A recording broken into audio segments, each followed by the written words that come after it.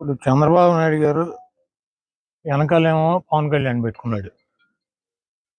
పెట్టుకుని ఈరోజు ఆయన ఏం చెప్తాడంటే బీసీలు నాకు వెన్నుముక్క అని చెప్తాడు. తెలుగుదేశం పార్టీ బీసీలకి రాజకీయ ప్రాధాన్యత కావచ్చు, రాజకీయ పదవులు కావచ్చు, బీసీలను ఆర్థికంగా పైకి తీసుకురావడానికి అనేక సంక్షేమ కార్యక్రమాలు చేశాయని చెప్పి ఆయన చెప్తున్నాడు. అది ఎవరు కాదనరు. కాకపోతే చంద్రబాబు నాయుడు ముఖ్యమంత్రి అయిన తర్వాత తెలుగుదేశం పార్టీ అధ్యక్షుడు అయినాక బీసీలకు చేసింది ఏంటని చెప్పి నేను అడుగుతున్నా. చెట్టు పేరు చెప్పి కాయలు అమ్ముకున్నట్టు ఎన్టీ రామారావు చేసినటువంటి కార్యక్రమాలనే ఈయన చేసినట్టు ఈయనే బీసీలకి కోసం పాటుపడినటువంటి వ్యక్తిలాగా మారుతున్నాడు. ఈరోజు కృష్ణా జిల్లా చూసుకున్నట్లయితే రాజశేఖర రెడ్డి గారు ముఖ్యమంత్రిగా ఉండగా ఇక్కడి నుంచి పార్థసారథి 5 సంవత్సరాలు మంత్రిగా ఉన్నాడు బీసీ. ఇంకెవరు కూడా లేరు, 5 సంవత్సరాలు ఆయనే ఉన్నాడు. అదేవిధంగా జగన్మోహన్ రెడ్డి గారు ముఖ్యమంత్రి అయినాక ఇక్కడ ఈ మా జిల్లాలో కృష్ణా జిల్లాలో జోగి రమేష్ గారిని 2 సంవత్సరాల తర్వాత మమ్మల్ని అందరినీ తీసేసి జోగి రమేష్ గారికి బీసీ సామాజిక వర్గం నుంచి మంత్రి పదవి ఇచ్చి ఆయనే ఒక జిల్లాలో మంత్రిగా ఉన్నాడు, ఉమ్మడి కృష్ణా జిల్లాలో. అదేవిధంగా కృష్ణా జిల్లా ఓసీ అయింది, జిల్లా పరిషత్ చైర్మన్.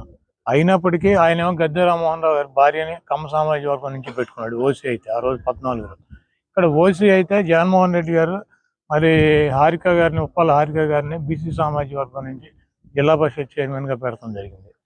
విజయవాడ మేయర్ తీసుకుంటే ఓసీ అయితే కోనేరు శ్రీధర్ని ఆళ్ళు పెట్టుకుంటే అది ఓసీ అయితే నగరాలకు సంబంధించినటువంటి బీసీ సామాజిక వర్గం నుంచి జగన్మోహన్ రెడ్డి గారు మేయర్గా పెడతాం జరిగింది.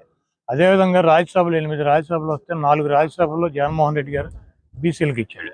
చంద్రబాబు నాయుడు గారు 10 సంవత్సరాల్లో ఆయన ముఖ్యమంత్రిగా, ప్రతిపక్ష నాయకుడిగా, పార్టీ అధ్యక్షుడిగా 40 పైన రాజ్యసభలు వస్తే ఒక్కటి కూడా బీసీకి రాజ్యసభ సభ్యత్వం ఇచ్చినటువంటి పరిస్థితి లేదు.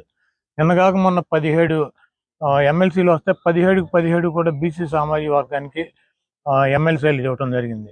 కార్పొరేషన్ చైర్మన్లు కార్పొరేషన్లు పెట్టి బీసీ సామాజిక వర్గాల్లో 52 కార్పొరేషన్లు పెట్టి కార్పొరేషన్ చైర్మన్లను నియమించడం జరిగింది.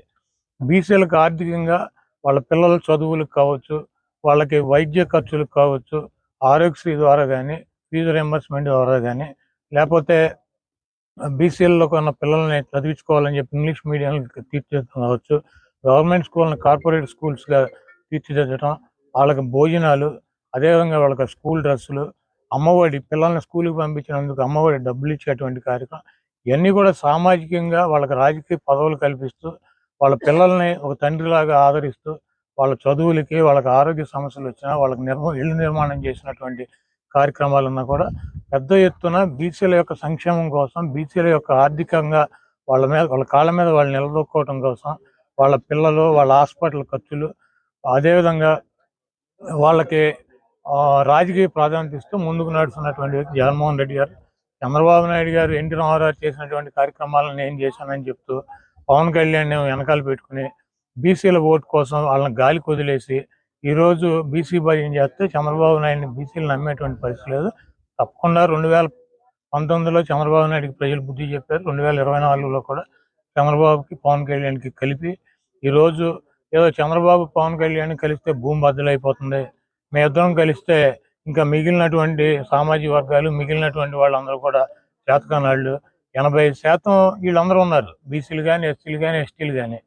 వాళ్ళందరినీ కూడా గాలికి వదిలేసి పవన్ కళ్యాణ్తో నేను కలిశాను కాబట్టి, కాంగ్రెస్ పార్టీతో నేను కలిశాను కాబట్టి, బీజేపీతో నేను కలిశాను కాబట్టి, జగన్మోహన్ రెడ్డి గారిని ఏమీ చేయలేక మేమందరం కలిసాం కాబట్టి జగన్మోహన్ రెడ్డి గారి నుంచి నన్ను ఎక్కించమని చెప్పి అడిగితే ఈ రాష్ట్ర ప్రజలు దానికి సిద్ధంగా లేరు. తప్పకుండా చంద్రబాబు నాయుడు దత్తపుత్రుడు పవన్ కళ్యాణ్ గారికి ఇద్దరికి కలిపి ఈ రాష్ట్ర ప్రజలు బుద్ధి చెప్తారని చెప్పి నేను భావిస్తున్నాను.